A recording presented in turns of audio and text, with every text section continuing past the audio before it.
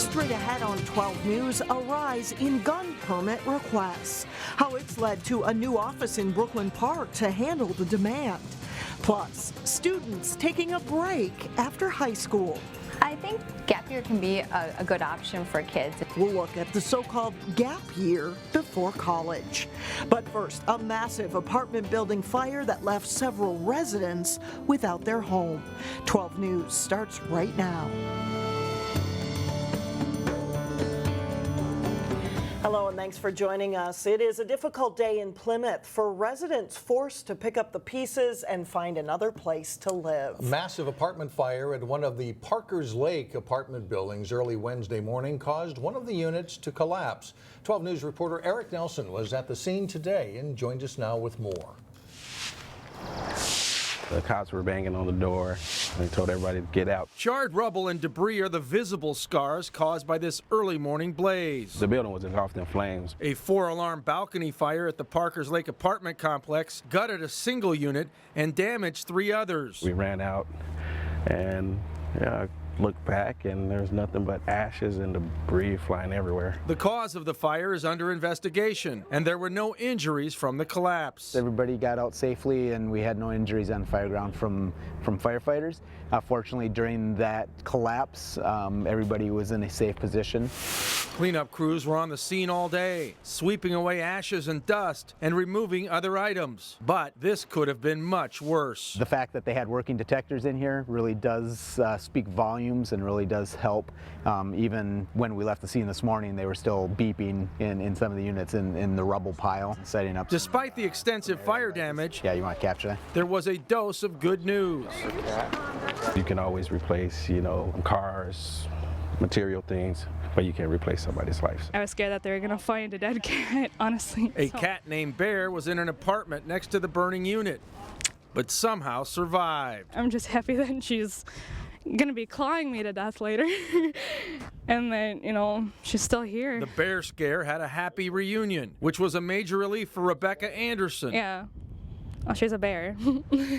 Who was cat sitting for a friend. Several residents have been displaced by the fire, and they are being helped with relocation by the Red Cross. In all, 12 fire departments assisted in fighting this blaze. In Plymouth, I'm Eric Nelson, Channel 12 News. It's not the first time a fire has uprooted families at that complex. In 2009, a fire at Parker's Lake Apartments displaced 40 residents and caused $3 million in damage. That fire was caused by a car under a federal recall for engine compartment fires. Fortunately, no one was hurt in that fire either. Brooklyn Park firefighters, meanwhile, were able to prevent a fire Tuesday night from spreading to neighboring homes. The fire started in a garage on 73rd Lane and Brunswick Avenue North. The blaze destroyed 3 vehicles, one of which appears to be the cause of the fire. The home sustained smoke and water damage, impacting 4 people living there. Nobody was hurt. 2 people shot in Brooklyn Center late Tuesday night are expected to survive. According to police, a man and a woman were shot in the 7000 block of Humboldt Avenue North. The man was shot in the ear, the woman was shot in the chest area. Police believe the shooting was not a random incident. As we went to air, there was no word on whether any arrests had been made. The sheriff's office is making it more convenient to get a gun permit. The move to open a gun permit office in Brooklyn Park comes at a time when permits have increased. The new permit office is located in the sheriff's enforcement headquarters on 83rd Avenue in Brooklyn Park. And Sheriff Rich Stanek says permit to carry applications have climbed for several years, including a 16% increase last year. Another office was needed to keep up with the demand. This is a good thing. I mean, people have a constitutional right, Second Amendment. We firmly believe in that. We want to make this available to the residents of the county. Obviously, a number of residents of our county are taking advantage. Well over 29,000 residents of Hennepin County have concealed carry permits. Those applications are only accepted in person. U.S. Senators Amy Klobuchar and Tammy Baldwin of Wisconsin are taking on rising tuition and student debt. These are kids that are going to public universities, and they're graduating with 30, 40, sometimes $70,000, $80,000 in debt, and all they did was work. They worked through school, they weren't lazy, they want to just get a job, and it's really hard to go to be a teacher or something like that with that kind of debt, so we all have an interest in fixing this. The senators are sponsors of In the Red Act, which would allow those with student debt to refinance for lower interest rates. It would also boost Pell Grants and make investments in two-year colleges. At Hennepin Tech, James Jacobs is studying plastics engineering technology, and if he has debt after graduation, he is confident that he'll be able to pay it off. Private schools, they pay a lot of money, like 40 to 60 grand a year, and it's crazy. But here, it's like, 4 to 5,000. U.S. student loan debt equals $1.3 trillion. There will be a contested DFL convention in Senate District 44. Leah Solo has joined the race to contend for Senator Terry Bonoff's seat, who is leaving to run for Congress. Solo served as deputy campaign manager for the effort that defeated the proposed constitutional ban on same-sex marriage. The Plymouth resident will be up against Minnetonka City Council member Tony Wagner for the DFL nomination. The DFL endorsing convention is Thursday, May 19th. In just a few months, today's high school seniors will pack their bags and head off to college. But as Delane Cleveland explains, there are some students with college ambitions who are in no hurry to spend next year on a college campus. By the way, this is probably a more realistic example. The school year is winding down at Wayzata High School, and many of the students in the class of 2016 will soon head off to campuses all across the nation. But then there are students such as Camden Karen. I'm just burned out with school right now. And Corey Ekman. Well, when I was on the college search, I really didn't have the spark to go to college. Instead of going off to college, they plan on following the lead of President Obama's daughter Malia and taking a gap year. I feel like taking a gap year gives me the opportunity to take a break from school and to go out and experience other cultures. I just decided to do a gap year to help out around the world and in this country as well. Of the roughly 760 seniors at Wayzata High School, counselors say only 1% plan to take a year off from school before starting college. I think gap year can be a good option for kids, and maybe underutilized. Mandy Randall is a guidance counselor at Wayzata who advocates the idea, provided that students have done their research. The opportunities, though, and the self-awareness that you can gain, some kids just need that. Some kids just aren't ready to jump right from high school into another academic setting. Camden says he's weighing several options. Top one is being able to go to Australia and work in a school with younger children. Corey is still deciding on a plan as well. I know I do want to work with kids and work with the less fortunate. However, counselors say that any student thinking about a gap year should first talk with their family to see if it's the right fit, because most gap year programs come with costs that could range between $20,000 to $60,000. Yet experience is what has Wayzata's gap year students looking forward to what lies ahead. I'm just really excited for the journey. In Plymouth, Delane Cleveland, 12 News. Counselors say that any student who plans on taking a gap year should still apply to a college during their senior year. They can then ask their college of choice to defer their acceptance for a year. Coming up, how to find restaurants where kids eat free. That's next in Money Savers. And then later in sports, a matchup of top 10 teams in girls lacrosse as Breck meets Blake. But first, another beautiful day on Thursday. We'll be right back.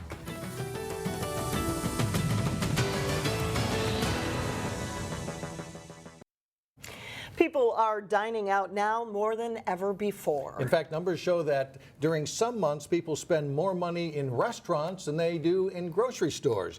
And if that's you, there's a way to save money when eating out with your family. Reporter Shannon Slatton explains how. The food is all traditional French. It's not Americanized or anything. It's all food that Patrick grew up with. Patrick's Bakery opened 2 years ago at the shops at Arbor Lakes, offering French food and mouth-watering desserts. Be very professional, fine dining-esque, but at the same time have that mom and pa's feel your family when you're here. General Manager James Armstrong says on Sunday and Wednesday nights, though, focus turns to families. We decided more to make it about the kids, so we have the clown come through, kids' food is free. The restaurant offers Kids Eat Free nights, a trend more restaurants are offering as a way to cater to families and boost business. But there's a lot out there. Gianna Kordatsky and Family Fun Twin Cities recently launched a dining guide for Twin Cities Kids Eat Free options. Everybody wants to know about food. They all want to know when kids get free food. She found, aside from Friday and Saturday nights, Kids Eat Free options abound. Most offer a free or discounted meal with the purchase of an adult entree. If you're going to go out to eat, it's probably a splurge. So take advantage of the things that are around. But while the experience might be fun for the kids, at places like Patrick's Bakery, the night can be just as much about the parents. Mom and Dad get to take a break, have a cocktail and some food, and the kids get all painted up and get balloon animals. In Maple Grove, Shannon Slatton, 12 News. Sounds good. Coming up, some Robbinsdale school teachers get a taste of Target Field. But first, rivals Maple Grove and Osseo meet on the baseball diamond. John Jacobson has that and more when we come back in sports. Both Osseo and Maple Grove's baseball team came into their Tuesday game on long winning streaks. The Orioles had won 6 straight games, the Crimson 5. Windy day at Maple Grove, both teams coming into play with just 2 conference losses. Bottom of the first inning, Maple Grove's Hayden Thompson drives a ball to deep left center field for a hit. Charlie Horton scores, and Jaden Roll slides in with a second run on a double by Thompson. It's 2-0 Maple Grove. Crimson starter Brett Schultz had a solid outing. The senior right-hander went 6 innings, allowing 2 runs and striking out 8. The Crimson break the game open in the 4th inning. Roll gets a pitch he can drive, and he sends it over the fence and left for a grand slam. Roll with 3 hits on the day, and Maple Grove leads 7-0. Osseo gets on the board in the 5th inning. Cameron Perna sends one deep. This one also carries for a home run. The 2-run homer for Perna. That makes it an 8-2 game. Isaac Collins reached base 4 times for the Crimson, including on his 6th inning opposite field double that scores 2 runs. Maple Grove wins at 11-4 for their 6th straight win. And after the game, Roll talked about his grand slam. We had bases loaded, and I was just trying to get a couple runs in, if anything, get a single over somebody's head and get a couple runs in, and I sat on a pitch and I took it to left field and got a grand slam, so it was good. As we showed you yesterday, Totino-Grace is having a good year in softball. They had a tough foe, though, on Tuesday. The Eagles hoping to pull off a big win against a good Elk River team. Top of the 5th, Elk River puts the ball in play, and thanks to a Grace error, 2-run score on this play to give the Elks a 3-0 lead. The Eagles don't do much against Elk River pitcher Olivia Walters. His strikeout here ends the 6th. Top of the 7th inning, Anna Newman delivers a 2-out hit down the line to score Caitlin Aday for a 4-0 Elks lead.